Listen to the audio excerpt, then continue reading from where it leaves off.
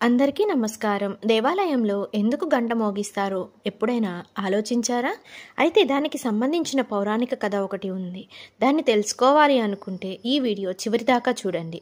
అంతేకాదు కొత్తగా ఎవరైనా మన ఛానల్ని చూస్తున్నట్లయితే సబ్స్క్రైబ్ చేసుకొని పక్కనే ఉండే బెల్ ఐకాన్ని క్లిక్ చేయడం ద్వారా నేను పెట్టే ప్రతి ఒక్క ఆధ్యాత్మిక నోటిఫికేషన్ అనేది మీ వరకు అందడం జరుగుతుంది.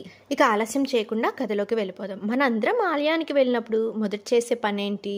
అది గంట మోగించటం. కానీ ఎప్పుడైనా ఆలోచించారా దేవాలయంలో ఎందుకు గంట మోగిస్తారు అని?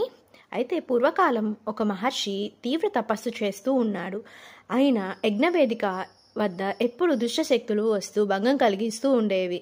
ఒకరోజు దేవతలు ఒక దివ్య వస్తువును ఇచ్చారు. అదే గంట.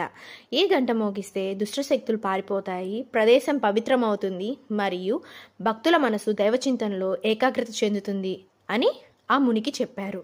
అప్పటి నుంచి గంట ఆలయానికి ఒక పవిత్ర చిహ్నంలా మారింది.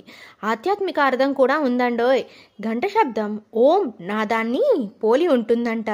మనసులో ఉన్న చెడు ఆలోచనలు, విచలనం దూరమవుతాయి. భగవంతుని దృష్టి మన మీద పడాలని కోరుతూ గంట మోగిస్తాం.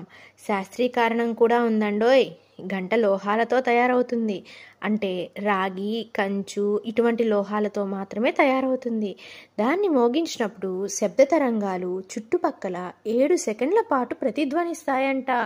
ఇది మన మెదడు 2 వైపులా సమన్వయం చేస్తుంది. మనసు ప్రశాంతంగా ఏకాగ్రతగా మారుతుంది. అందుకే దేవాలయంలోకి అడుగు పెట్టగానే గంటను మ్రోగిస్తాం.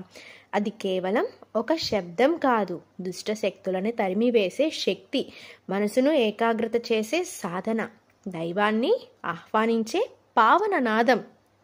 మరి ఈసారి మీరు ఆలయానికి వెళ్ళినప్పుడు గంట మోగించిన అనుభూతి ఎలా ఉంటుందో అనేది కామెంట్స్లో చెప్పడం మాత్రం మర్చిపోకండి. ఈ వీడియో కనుక మీ అందరికీ నచ్చినట్లయితే లైక్ చేయండి, షేర్ చేయండి. ఇంకా ఇలాంటి ఎన్నో ఆధ్యాత్మిక సందేహాలు కానీ కథలు కానీ తెలుసుకోవాలనుకుంటే తప్పకుండా మన ఛానల్ని సబ్స్క్రైబ్ చేయడం మాత్రం మర్చిపోకండి. మరెన్నో మంచి మంచి వీడియోలు మన ఛానల్లో రాబోతున్నాయి, ఆల్రెడీ ఉన్నవి.